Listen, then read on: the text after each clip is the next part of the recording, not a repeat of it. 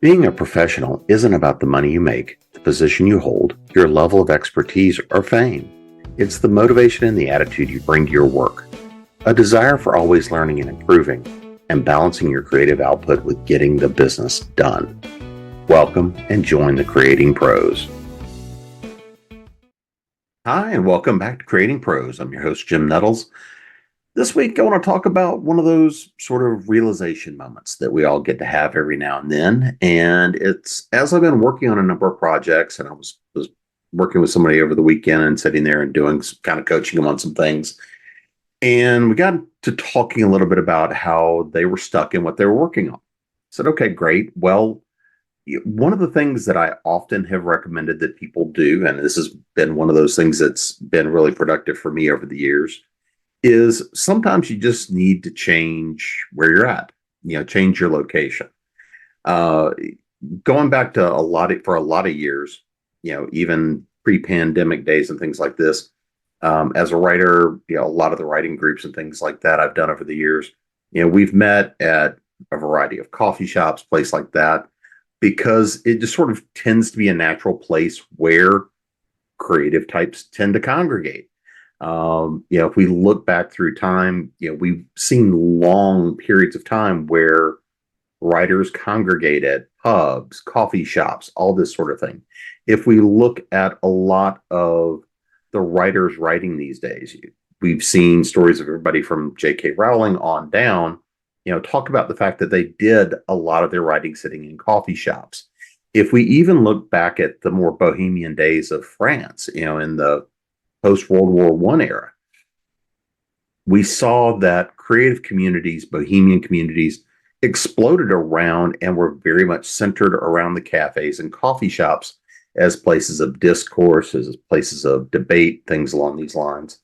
And one of those things that for me is always that sometimes you just need to get out, shake things up, and be out and around living people. Get out, change your environment, be in different kinds of spaces where you can get a little bit of that living energy, feel people around you, hear the noise, see what's going on, and just kind of get that stimulation going of creativity. And so this is one of the things I had suggested for this person was get out of your house, go hit a coffee shop, go hit a cafe. And I was sitting here thinking about that to myself, and because I've been kind of sequestered a bit myself as of late. And it was just kind of that notion of what happens when you get out and you change your environment. Is there a good reason for why this can be helpful to us?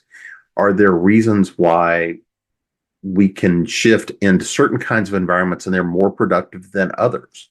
And so what happens, anytime you start looking at something like this, you dive down the research rabbit hole. And looking down and diving into the rabbit hole of, does it really matter where you go if you're looking to shift up your environment? Yeah, there are times where just walking out and sitting on the porch to work on a project and feel nature, feel what's around me is enough. Or sometimes it is to go to the coffee shop. Sometimes it's just to go out to dinner. Sometimes it's just to go out somewhere, go walking about and see what happens just to change what's going on. Well, in diving down that rabbit hole, lo and behold, it looks like there's been research done on this. Why would, especially writers, why would people that are trying to be creative, why would people that are trying to develop different types of things, creative thought, well, is there an optimal place to go? Well, the answer seems to be yes and potentially no. It's one of those things where, depending on who you are, depending on your neurochemistry, depending on your neurological makeup, we don't all have that optimal place to go. But there does seem to be a lot of interesting research about the nature of coffee shops and small cafes, places like this that have that thrumming drum of background noise, clinking of dishes, coffee, maybe baristas behind the counter, people running around, low din of chatting and things like this, maybe even a little bit of, music going on in the background. There seems to be, there seems to be ranges for all of us, right? But there seems to be nice ranges for which coffee shops seem to fit that mold really well of places to go. It's the right blend of ambient background noise that you can let yourself get lost in and stop paying attention to, or just as easily find that stimulation, find that inspiration in what's going on around you. This versus, say, going to a bar, which tends to be louder, um, tends to be much more, a bit more engaged. Now, that's not always going to be true. The difference between going, saying, to a small white wine bar with low levels of conversation is about equivalent to that notion of a coffee shop versus going somewhere with cranking loud music, lots of people, throngs going on. Obviously, that's probably going to be a little bit much for most people. I know from the days where I used to travel, I used to very easily be able to work pretty much anywhere. I learned to work sitting in airports, hotels, all over the place, right? You just sort of get accustomed to these things. And so it was one of those things that I never thought about or paid that much attention to. But over the years, this is one of those things in, like I say, writing groups, people I've worked with, being able to go places to meet and sit around and chat and have that notion of life, that notion of sociality around you has a lot of value, even if you're not really sitting there working on projects at the time. When we've had our regular meetups over the years, being able to sit down, talk about work in progress, talk about life, talk about things that are coming up, stimulates that creativity. And looking at the research, there's a lot of things here that seem to be beneficial. Even if all you're doing is going by yourself, go sit somewhere, sit in the coffee shop, sit in a little, sit in a place that has that kind of sweet spot of activity, seems to do a lot for you. And again, this is more than just writers. I mean, this works for developers. Again, I've worked in tech for a very long time. This tends to work for anywhere you need to get some creative inspiration, some focus, but you also need to kind of pull that energy. And it seems to be a lot of interesting things come out of this. First and foremost, there seems to be a sweet spot for the mind to catch certain levels of background noise, to catch kind of that sweet spot of just life going on around us. That seems to provide a certain degree of energy, creative exposure, creative excitement, mental stimulation. That notice of the difference between sitting pure quiet at home or in a corner somewhere, noise canceling headphones, drowning out any possibility of sound, seems to be counterproductive even sometimes, depending on what you're doing, what you're working on, where you're going. For other times, yeah, it may be absolutely appropriate to sit there in dead silence.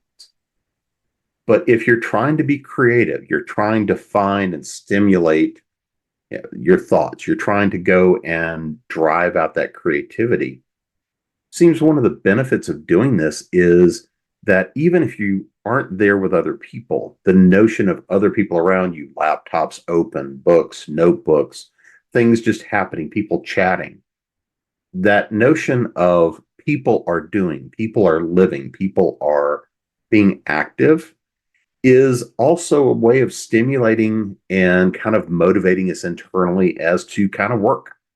That notion that it's not just I'm sitting here staring at my keyboard. I'm not just diving down research rabbit holes for hours on end, getting lost. There's a notion of life creating a little bit more of that sense of urgency, that sense of the drive and the need to try to produce, to try to create, to try to go and take that next step, that next leap.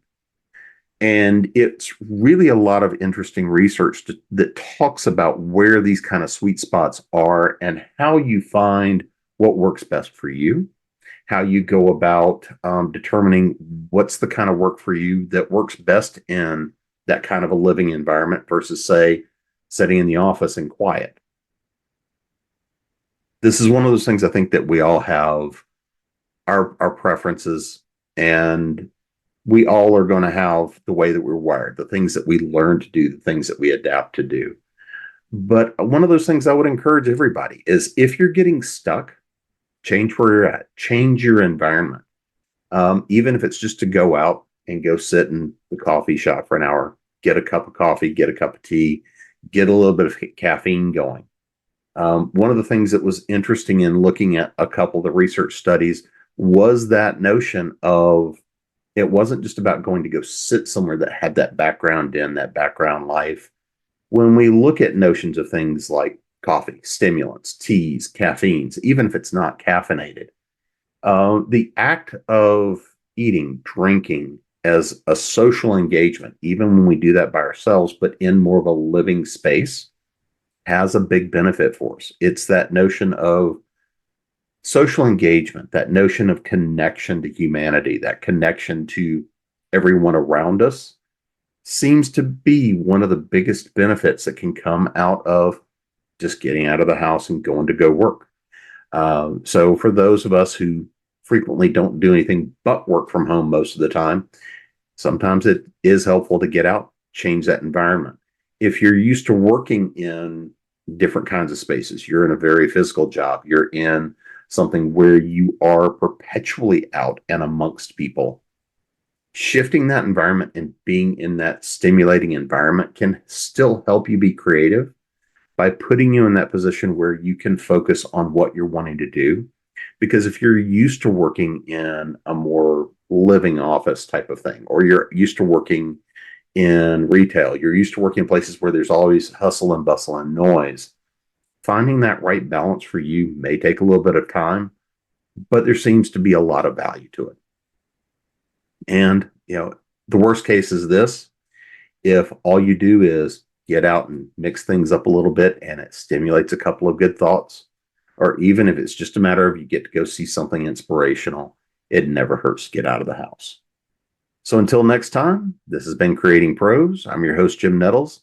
Why don't you go mix it up a little bit and see what happens? And we'll see you again next week.